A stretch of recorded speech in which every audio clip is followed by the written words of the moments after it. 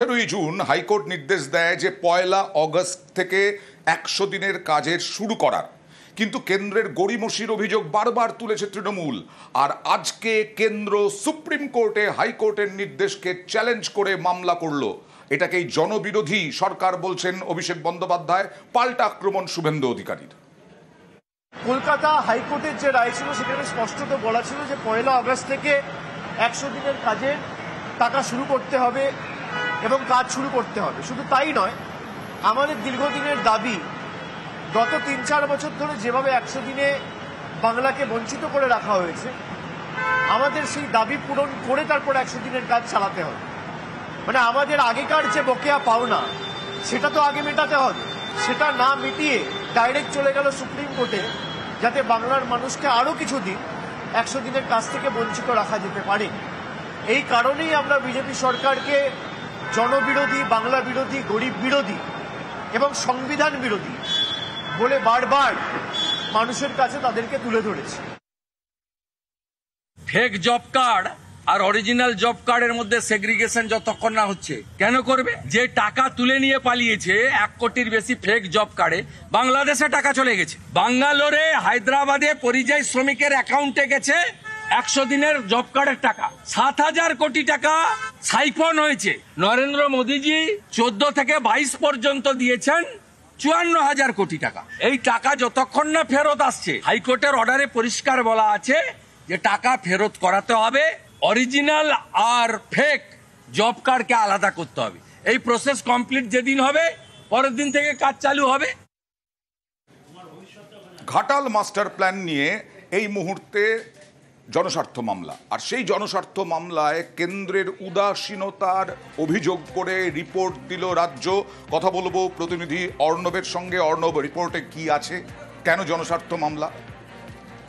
একগুচ্ছ জনস্বার্থ মামলা হয়েছিল মাস্টার প্ল্যান বাস্তবায়ন করা নিয়ে, মানুষের দুর্দশার কথা ছেড়ে দেবে লক্ষ্য করেছে সেই উদ্দেশ্য নিয়ে। সেই মামলায় রাজ্য সরকারের কাছে রিপোর্ট চায় কলকাতা হাইকোর্ট। রাজ্য রিপোর্ট দিয়ে সরাসরি কেন্দ্রের উদাসীনতার বিষয়টিকে সামনে এনেছে। একই সঙ্গে কেন্দ্রীয় সরকার তাদের ভাগে বা তাদের শেয়ারের যে শতাংশের হিসেবে টাকা দেওয়ার কথা এই প্ল্যান কার্যকর করার জন্য, তা দেয় না রাজ্যকে। এটাও রাজ্য নালিশ করে রিপোর্টে জানিয়েছে। পাশাপাশি রাজ্য এটাও জানিয়েছে, কেন্দ্র টাকা দিয়ে পর্যাপ্ত সাহায্য না করলেও রাজ্য তার যে নিজের সীমিত ক্ষমতা, সেই ক্ষমতার মাধ্যমেই তারা এই প্রকল্পকে বাস্তবায়ন করার চেষ্টা করছে এবং তাতে কোন কোন পদক্ষেপ তারা করেছে সেটাও আদালতে তারা জানিয়েছে। এবং এক্ষেত্রে কেন্দ্রীয় সরকারের বিরুদ্ধে রাজ্যের এই রিপোর্ট এবং রাজ্যের এই নালিশ দেখে বিচারপতি সুজয় পালের ডিভিশন বেঞ্চ কেন্দ্রীয় সরকারকে এই মামলায় অন্তর্ভুক্ত করার নির্দেশ জারি করেছে এবং আগামী 2 সপ্তাহ পরে এই মামলা শুনানি হবে। সেক্ষেত্রে কেন্দ্রের বক্তব্য এই মামলায় গুরুত্বপূর্ণ হতে পারে, রাজ্য যেভাবে রিপোর্ট দিয়েছে।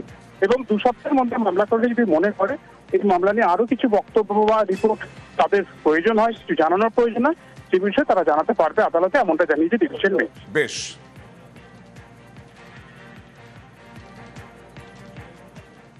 অনুব্রত মণ্ডল আইসিকে গালাগালি, সেই আইসিকে গালাগালি মামলায় আদালতে আত্মসমর্পণ করে জামিন পেলেন অনুব্রত মণ্ডল। কথা বলবো প্রতিনিধি ইন্দ্রজিতের সঙ্গে। ইন্দ্রজিৎ, জামিন পেলেন কিভাবে?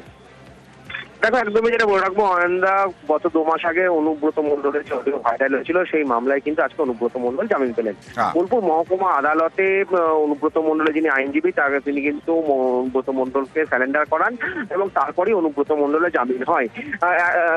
এবং সরকারি পক্ষে যিনি আইনজীবী ছিলেন, অর্থাৎ ফিরোজ পাল, তার সঙ্গে যখন আমরা কথা বলি, তিনি কিন্তু সরাসরি জানান যে পুলিশের একটা গাফিলতি রয়েছে, কারণ যে আদালতে এখনো পর্যন্ত কেস ডায়েরি সেটা এসে উপস্থিত যেমন হয়নি, পাশাপাশি কেসের যে অগ্রগতি কতদূর কি হয়েছে সেটাও কিন্তু এখনো পর্যন্ত আদালত জানে না। তার জন্যই কিন্তু অনুব্রত মণ্ডলের তিনি আইনজীবী ছিলেন সেইটাকে যেমন তুলে ধরেছিলেন, পাশাপাশি অনুব্রত মণ্ডল অসুস্থ রয়েছেন এবং তদন্তে সহযোগিতা করছেন, সমস্ত বিষয়টাকে দেখেই কিন্তু বিচারপতি অনুব্রত মণ্ডলকে জামিন দিয়েছেন। তবে কিন্তু অনুব্রত মণ্ডলকে বলা হয়েছে যে তদন্তে যদি আবারও অনুব্রত মণ্ডলকে ডাকা হয়, সেক্ষেত্রে কিন্তু সহযোগিতা করতে হবে, তা নাহলে কিন্তু জামিন বাতিল হতে পারে। কিন্তু তা সত্ত্বেও অনুব্রত মণ্ডল জামিন পেয়ে গেছেন। ওকে, আজকে আমার মক্কেলকে সারেন্ডার করালাম এবং লানেট কোর্ট বেল অ্যালাউ করেছেন।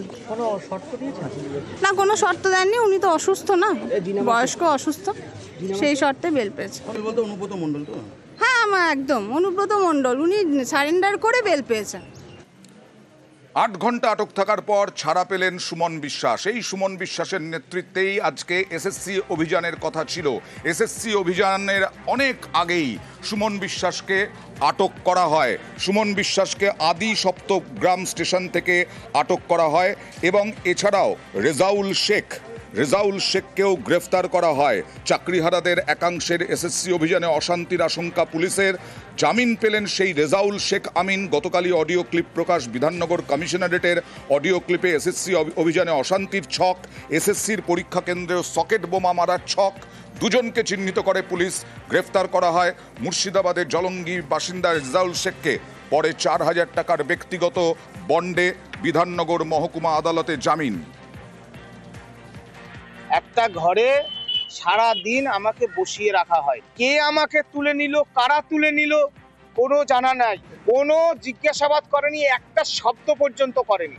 আন্দোলনে ভয় পেয়ে আমার বন্ধু যোগ্য শিক্ষক সুবল হত্যার বিচার চেয়েছি, তার পরিবারকে 10 কোটি টাকার ক্ষতিপূরণ চেয়েছি। সে কারণে আমাকে আজকের এই সারাদিনের যে চক্রান্ত দেখলেন, লজ্জা জানানোর আমার ভাষা নেই। আমরা ওনার বেলের অপোজ এই জন্য করিনি, কারণ কথা বলার পরে আমাদের এটা মনে হয়নি যে ওনাকে কাস্টাডিতে রেখে ইনভেস্টিগেশনে বিশেষ কোনো লাভ হবে। গ্রেফতারি বিভিন্ন কারণে করা হয়, সেটার অত ডিটেলসে এখন এই মুহূর্তে বলাটা ঠিক হয়। রেজাউলকে তারা কথোপকথনের জন্য আপনারা গ্রেফতার করলেন, অপর প্রান্তে কে ছিল সেটা আমরা জানি। সেই ব্যক্তিকে এক্ষুনি আমরা অ্যারেস্ট করছি না, তাকে আমাদের টিম অলরেডি ওখানে আছে। তাকে আমরা প্রাথমিকভাবে 35(3) BNSS এর নোটিশ দেব, দিয়ে ফার্দার ইনভেস্টিগেশন চলবে। যে ওই সংগঠন আছে ওদের, যোগ্য শিক্ষক শিক্ষিকা অধিকার মঞ্চ, দুজনেই তার সদস্য। ইনভেস্টিগেশন নিজের মতো চলবে, যদি প্রয়োজন ফার্দার হয় যা যা করার আমরা করব। জামিন পেলেন হিন্দোল মজুমদার। স্পেনে বসে যাদবপুর বিশ্ববিদ্যালয়ে হামলার চক্রান্তের অভিযোগ তার বিরুদ্ধে ব্রাত্য বসুর গাড়ির ওপর, শিক্ষামন্ত্রীর ওপর।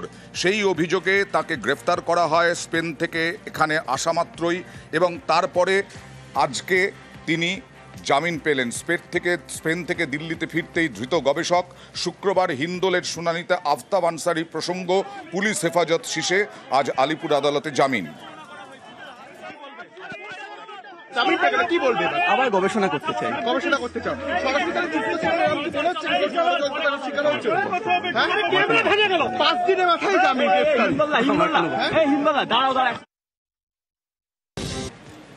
বুথ লেভেল এজেন্টদের নাম এখনই কেন চাইছে নির্বাচন কমিশন? এই নিয়ে বারবার সরব তৃণমূল।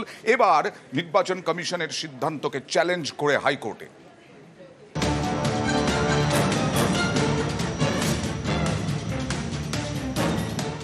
নির্বাচন কমিশনের বিরুদ্ধে আদালতে রাজ্যের শাসক দল তৃণমূল। সংঘাতের কেন্দ্রে বিএলএ, বুথ লেভেল এজেন্ট। আগামী বছর পশ্চিমবঙ্গে বিধানসভা নির্বাচন, তার আগে এ রাজ্যে এসআইআর বা ভোটার তালিকার বিশেষ নিবিড় সংশোধন করার প্রস্তুতি নিচ্ছে নির্বাচন কমিশন। সম্প্রতি মুখ্য নির্বাচনী আধিকারিকের দফতর থেকে চিঠি যায় রাজ্যের রাজনৈতিক দলগুলির কাছে। চিঠিতে মুখ্য নির্বাচনী আধিকারিক মনোজ আগরওয়াল লেখেন, প্রতিটি বিধানসভা কেন্দ্রে বুথ স্তরের এজেন্ট অর্থাৎ বিএলএ নিয়োগ করতে হবে রাজনৈতিক দলগুলিকে। এজেন্টদের নামের তালিকা জানাতে হবে নির্বাচন কমিশনকে। এই নির্দেশ চ্যালেঞ্জ করে কলকাতা হাইকোর্টে মামলা করলেন তৃণমূলের প্রাক্তন রাজ্যসভার সাংসদ শুভাশিস চক্রবর্তী। মামলাকারীর প্রশ্ন, ভোটের 1 বছর আগে কেন বুথ স্তরের এজেন্টদের নাম প্রকাশ করা হবে? সাধারণত ভোটের 7 দিন আগে বিএলএদের নাম চাওয়া হয়। জনপ্রতিনিধি আইনের বাইরে গিয়ে এই কাজ করা হচ্ছে। এদিন শুনানির শুরুতে বিচারপতি অমৃতা সিনহা বলেন, এটা তো শুধু তৃণমূলের বিষয় নয়, এই নির্দেশ তো সব রাজনৈতিক দলের ক্ষেত্রেই প্রযোজ্য। জবাবে মামলাকারীর আইনজীবী অর্ক নাগ বলেন, বাকিরা হয়তো মেনে নিয়েছে, তৃণমূল তাদের সমস্যার কথা জানাচ্ছে। এখন ইলেকশন কমিশনের তো ক্রেডিবিলিটি শূন্য হয়ে গেছে, বিজেপির প্রতিনিধির প্রতিভূ হিসেবে কাজ করছে।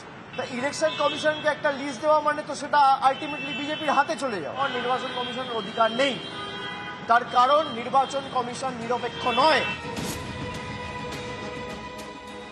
যদি এখন নিয়োগ করা হয় তাহলে নামটা প্রকাশিত হবে, নামটা প্রকাশিত হলে তারা অসুবিধায় পড়তে পারে। সাধারণভাবে ভোটার লিস্টের কাজ হলেও বুথ লেভেল অফিসার তাদের নিয়োজিত হয়, এর মধ্যে নতুনত্ব কিছু নেই। বরং তৃণমূল কংগ্রেস অন্য দলের বিএলএ কে জানলে তার উপরে চাপ সৃষ্টি করে, খুব ভয় পাচ্ছে কিছু তৃণমূল।